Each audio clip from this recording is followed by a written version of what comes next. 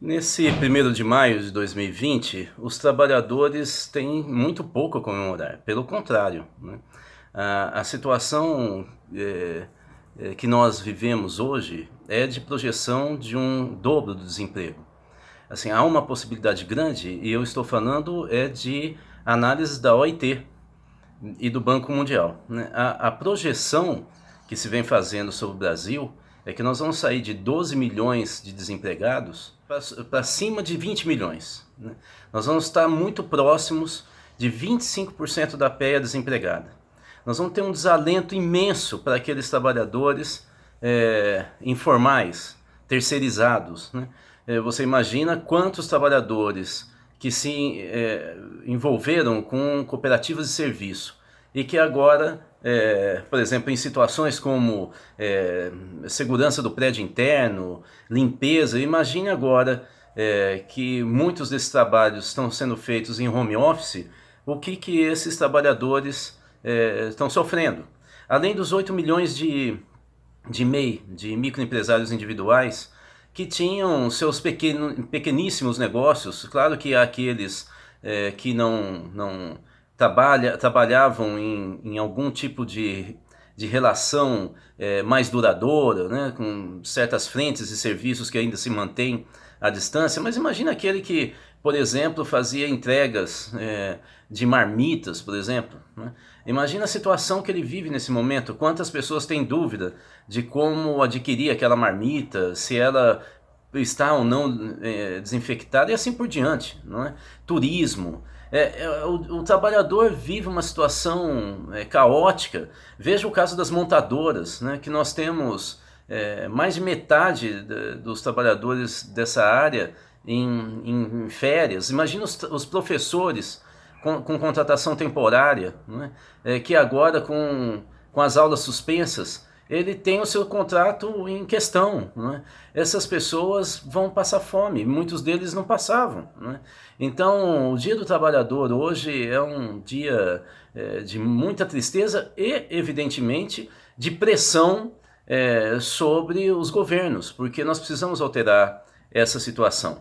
Em relação a, especificamente, o impacto das reformas, acho que agora fica claro para o país, a não ser para aqueles que têm um certo pendor sádico, como aqueles que analisavam, como eu e os sindicatos de trabalhadores, que a reforma trabalhista não era um bem para o país, era só para os patrões e para os grandes empresários, que a mudança da terceirização, ampliando para atividades fim, era um equívoco, que o teto de gasto primário do governo, congelando por 20 anos, era um absurdo, um atraso do ponto de vista civilizatório. Nós estamos absolutamente despreparados para enfrentar essa crise gigantesca, a maior dos últimos 100 anos, sem dúvida nenhuma, que nós destruímos o mínimo de proteção que a gente poderia dar para os trabalhadores e os mais pobres.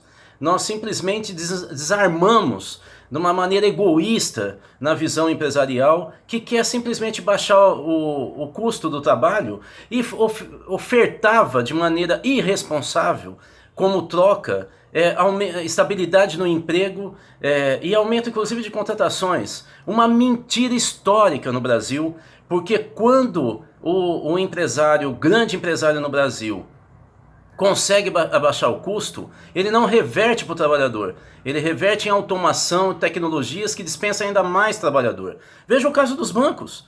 Desde quando os bancos, com os lucros estratosféricos deles, eles contrataram mais bancário, mais trabalhadores? Não fizeram isso.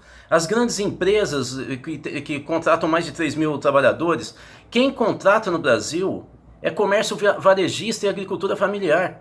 Esse setor, só que no caso do comércio varejista, a rotatividade da mão de obra é altíssima. Olha, o que está acontecendo? Nessa crise que nós estamos entrando agora em maio, no pico da crise, nós devemos, eu espero, passar pela crise sanitária até agosto, mas a crise social do trabalho, ela vai se perpetuar por 2021. E aí o que esses governos com discurso ultraliberal, como o governo estadual de Minas Gerais, do senhor Zema, como esse governo federal do senhor Jair Bolsonaro, ultraliberais, estão fazendo? Estão recuando.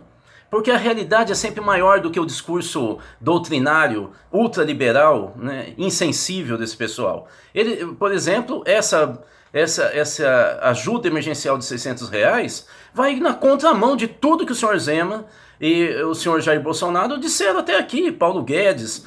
Eles já estão colocando recursos do Estado para salvar vidas e dar uma condição, não é nem, na verdade, digna, é uma condição básica de vida. Então nós erramos, esse discurso empresarial tem que ser destruído e desconstruído no Brasil. Ele só ajuda e cria uma condição melhor, inclusive de investimentos pessoais, de lucro, só para algo em torno de 1 a 5% da população brasileira, e agora nós estamos vendo que não era discurso, era uma discussão sobre uma relação civilizatória. Como é que a gente constrói uma nação em que todos têm condições de crescer e não só os mais ricos? E nós temos que parar com esse discurso mentiroso de que se eu diminuo o imposto, diminuo o custo do trabalho, arrebento com os direitos dos trabalhadores, faço com que aqueles trabalhadores que não têm um sindicato forte ou que depende da relação direta como empregada doméstica,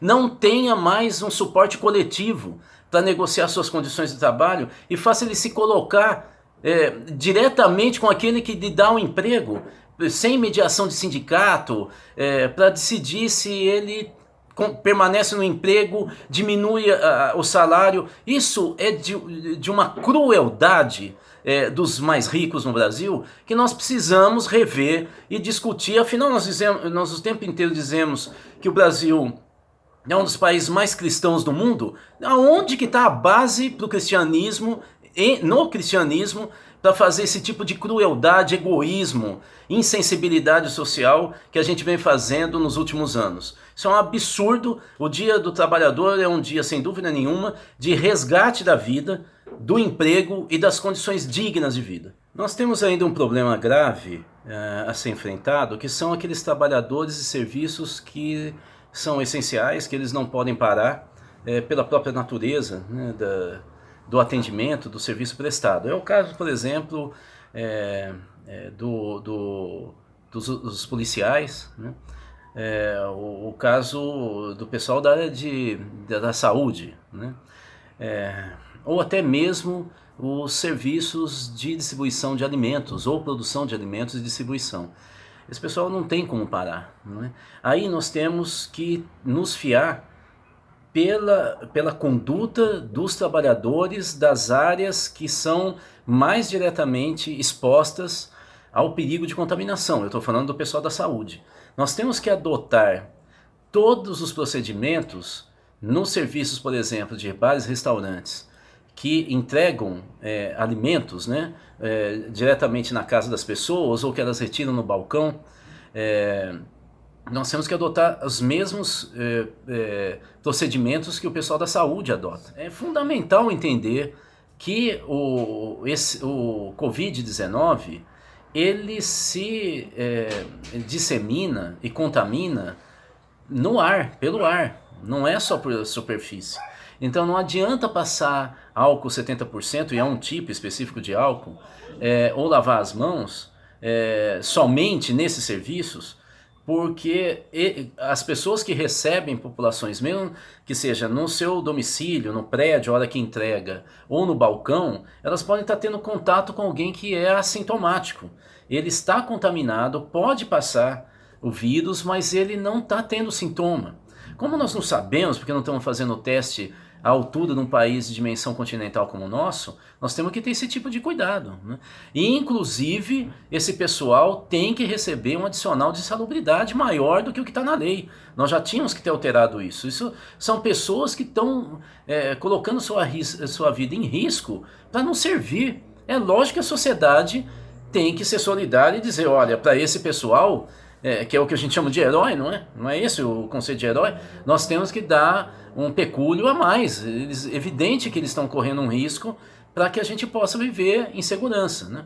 Com relação a transporte público, sinceramente, no Brasil não há discussão nenhuma. O metrô de São Paulo tinha que ter parado, isso é um absurdo. Ônibus na Alemanha, a orientação, e acho que em Portugal também, a orientação é que os passageiros ficam a 1 metro de distância. O que é isso na prática? O que se faz na prática? Você bloqueia as poltronas que ficam do teu lado. Você coloca uma faixa ou retira a poltrona. Não é? De tal maneira que, evidentemente, as empresas vão ter uma queda de receita. Mas é isso que se faz num período de uma situação de guerra. Como o Brasil nunca passou por uma situação de guerra, não tem ideia de como se pode fazer. Então, nós precisamos ter muito cuidado em relação aos trabalhadores que estão se expondo, e na maioria das vezes os seus patrões estão em casa protegidos, né? É muito importante que a gente pense nesse pessoal que está se colocando em risco para atender a nós e nos colocar em segurança.